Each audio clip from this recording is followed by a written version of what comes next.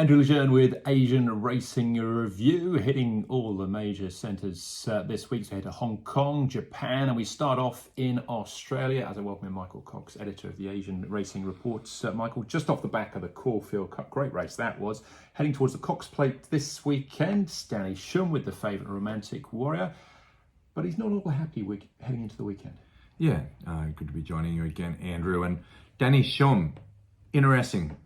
We've been getting used to some excuses post-race from Danny around Romantic Warrior. Maybe nothing more unsettling than the preemptive pre-race excuse. And I feel like Danny having some, words to say. I think maybe we can unpack his quotes and his comments about the Werribee quarantine facility and training his horse out of there before the Cox Plate. Where Romantic Warrior will start favourite in this weekend's Cox Plate. He'll be even shorter than he is currently with bookmakers in those pre-markets when the Whirlpool parimutuel pools open. But yeah, Danny with a bit to say about the quarantine facilities in Australia. Well, essentially saying that they don't match up with what they get in Hong Kong. I can't say I'm happy, he said, but these are the only facilities I can use. In Hong Kong, we have swimming pools, we have walking machines, and of course we can barrier trial. I think some swimming pools, walking machines, if they can provide that, it would be great. And he said heading into the weekend, he thinks he's around 90 or 95% fit at the moment. Putting aside the making excuses for the race side of thing, I think it's important that he said something, and probably a little bit surprising maybe that Werribee doesn't have. Well, firstly, so I've seen in some further reports, some comments from an unnamed Racing Victoria official saying, basically, I'll paraphrase, they don't have enough money to provide those facilities. They wish they did, but there's more grassroots things that are needed. So maybe that's a hint to the future about where the priorities lie regarding international involvement in the Spring Carnival in Victoria. But I'd have to say, with regards to Danny Shum's comments, that it's part of the trainer's responsibilities to know what was available there. And we've spoken about it before on this very show about, I don't think that this has been a well-planned preparation going into this race. How do you not know? Part of your job as a trainer is to know what facilities are on offer there. It's not like they've told him that there was a walking machine and swimming pools available and that you could barrier trial there. You knew what was available, and that's what you've got to work with. So why go for a 2-run prep? And just to talk about as well, coming out of Hong Kong to Werribee for a 2-run prep into 2,000 metre races, I think this horse is in a very different situation to horses from Japan or from Europe, where they train on uphill gallops, and they've just got more residual fitness. They can come into these races fitter. They don't need the tune-ups that and the training on flat tracks and all of these facilities that Danny's talking about. So look, that's what he's got to work with. He can wish all he wants that they were different, but they are what he should have known that they're going to be. Yeah, it's great to know, but so I'm not sure if I want to. It's not that I don't want to know that he thinks that the horse is 90 to 95% fit, but it's the Cox Plate. You're there, get the horse as good as you can possibly have it, And my criticism of the run into the Turnbull Stakes was that the horse wasn't as good as he could possibly have it. It over-raced in the middle stages. That's disappointing for a horse of that horse's experience. Like, how does that come from nowhere? Well, the horse was too fresh. It wasn't fit enough going into that race. And we said it a few weeks ago. How did he expect to get it fitter than going back to Werribee, where you know what the facilities are? They're limited. So, look, I think disappointing preparation, but then I've always felt that this horse would be better at Moonee Valley.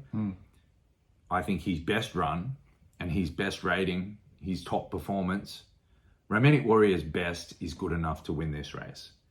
And that performance he showed in December 2022 in the Hong Kong Cup was good enough to win this. But what we've seen from him is that there's, it's a bit of a basic way to say it, but there's 2 Romantic Warriors.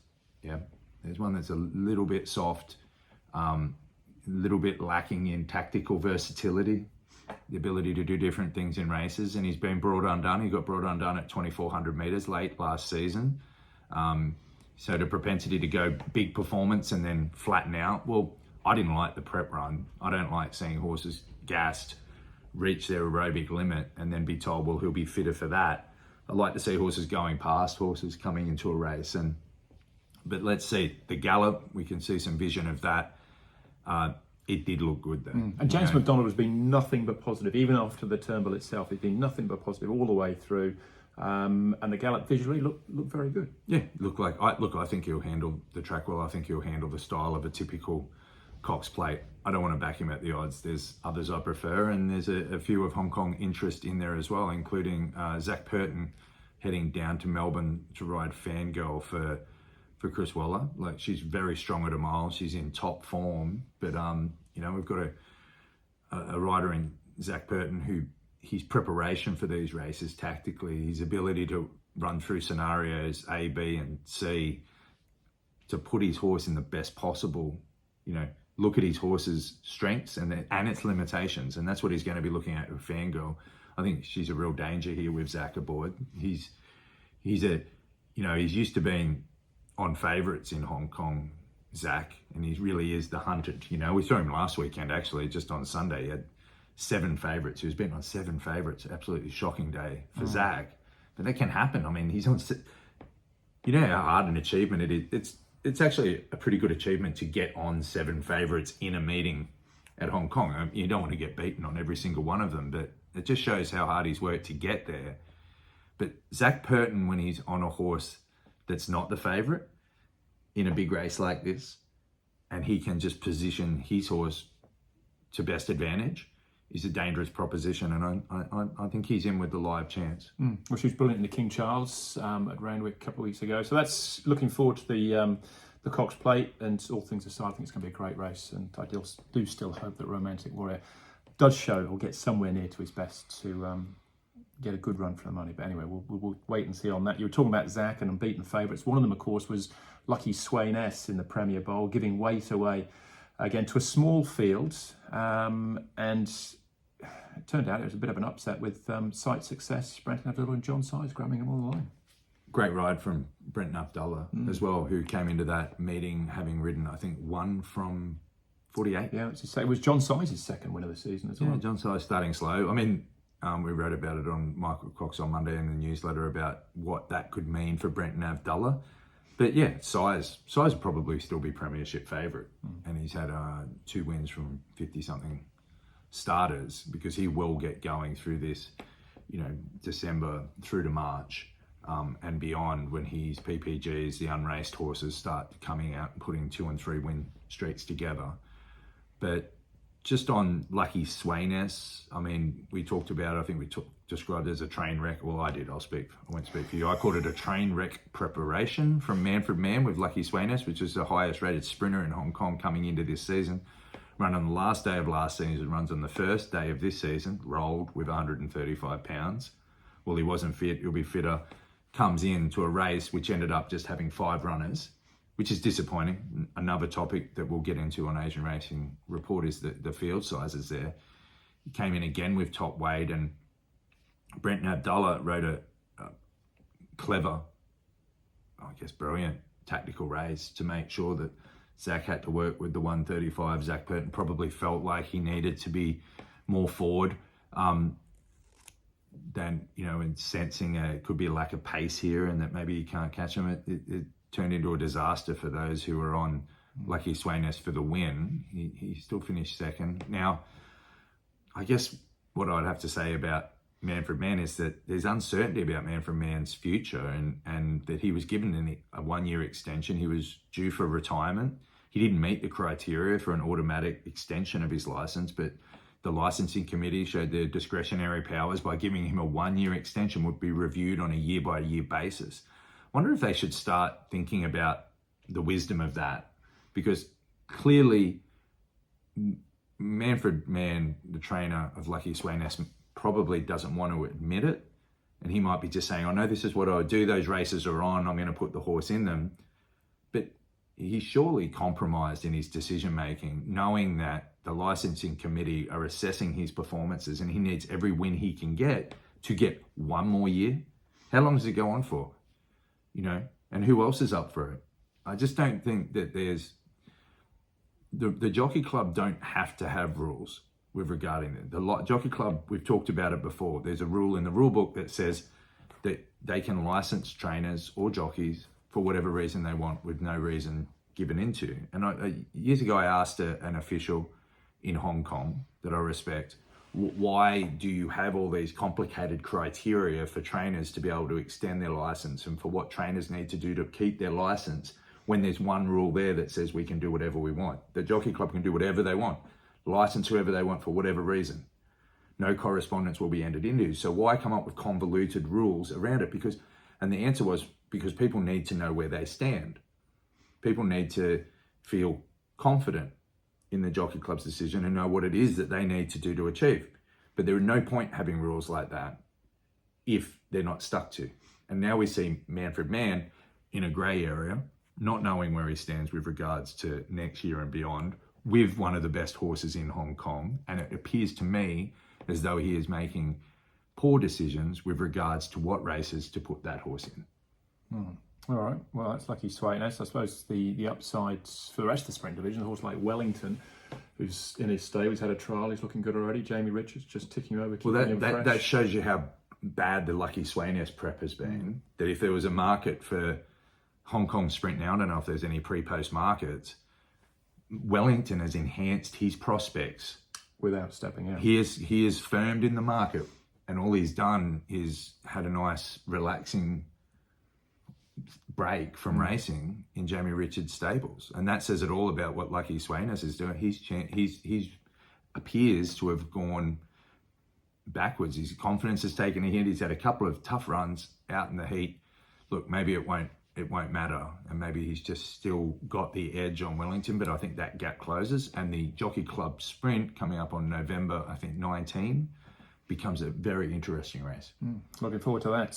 All right, we'll leave Hong Kong. Hugh full clear in the jockeys title race as well. Early days, I know, but his great run continues also. To Japan, at St. Ledger last weekend. Interesting race to watch, this one, with the eventual winner, Duretto, out in front. That was taken on down the back. Couple went clear, and then Christophe just bided his time and kicked again and won impressively. Very, very progressive horse, this one. Second Group 1 win in the week for the Duramente, the late stallion who died far too young, unfortunately, and was produced Liberty Island the week before. Now another Group 1, and then Stars on Earth returns this week in the Tenno Sho. It could be 3 Group 1s in a row. She's some sort of chance this weekend, but just on that ride by Christophe Lemaire, some races you remember for the horse's performance. I think this race will always be remembered for Lemaire, the aggression to get it out of the gates. Just one of his great qualities, the balance and poise. The planning. We talked about Zach Purton's planning before. Often I don't think Christophe Lemaire is mentioned in the same breath of that top echelon of jockeys when he should be. And he is calm under pressure. He showed tremendous poise in this race to lead, take it by the scruff of his neck, but then hand up and be able to keep the horse giving, still building in confidence. It's a hard thing to do. I mean, it's a hard thing to do for the horse, and he could be a real staying presence in the years to come. But yeah, great ride, Christophe Lemaire. That's what we'll probably remember that race for. And just on Christophe Lemaire, today on Asian Racing Report, we published a feature story on Christophe Lemaire's journey to the JRA. It's an illustrated feature which contains some multimedia elements. Jump on and have a look. Christophe, he's a great storyteller, Christophe, in English, which is pretty impressive because I think it's his fourth language. I think it's his fourth best language. He speaks it pretty well. He tells a good story, and his story is of going to Japan, a real trailblazer and a classy individual. Go and check it out. Tastiere and Solorians filling the minor places there. So the form looks like it does stand out coming out of St. Ledger. You mentioned the Tenno Sho this weekend. 2 big names, I suppose. It would be Equinox returns and Dojuice, who's last year's Derby winner. Well, Dojuice beat him in the Derby, and they haven't raced against each other since. And Dojuice, if you sort of look at it, I think everyone's looking at this race like a one-horse race, and Equinox, just another win. I'm sure that the market will reflect that, but this is a proper horse race. I'm looking forward to the analysis from our JRA expert and chief journalist, David Morgan, in the coming days, because he'll really break this race down and talk about the other chances there. It's like these weight for age Group 1, they really are championship races in Japan compared to Australia, where you see multiple options between New South Wales and Victoria in the middle distance Group 1 races. They're not split. All roads have to lead through here, and a number of really talented horses coming here. And then, when we get to the Japan Cup and the Arima Kinnan, we talk about Solarians, Tastiera. Well, they're going to be coming into the mix as well, the 3-year-olds. So, this is not a one-horse race. Dojuice, if you look at his form from the Derby, well, he went to France. He runs okay in the pre-Nil and the lead-up prep, but then he hits a bog at Longchamp. And then he goes to Dubai. He doesn't race. He finds himself, lame in the lead-up to that race. Look, if there's been a bit of a reset with Dojuice, well, it's up to Equinox to get past him. He's a really interesting runner coming back with a more grounded prep in front of him as to whether he can take that step forward and challenge Equinox. So a big race there. Equinox, not necessarily a straightforward task for him. He's warming up for the Japan Cup, and then probably the Arima Kinnan down the track. You mentioned Christophe Lemaire on the site this week. Anything else we're looking out for? Yeah, just the Christophe Lemaire feature. Love you to go and check it out. Some great illustrations there. We've got a Japanese artist to illustrate Christophe's journey, and then click on the photo and you can hear Christophe describe some elements of his own story in Japan in his own words. Also, David Morgan, our chief journalist, really previewing that Tenno Sho, everything you want to know about that race, the depth to it, and looking forward to a big weekend of racing. Absolutely, particularly the Cox Plate and Romantic Warrior. So enjoy that, and we'll catch up again soon. Thank you. All right, cheers, Michael. Keep following us, of course, on all the social media channels and tuning in as well for more from Asian Racing Review.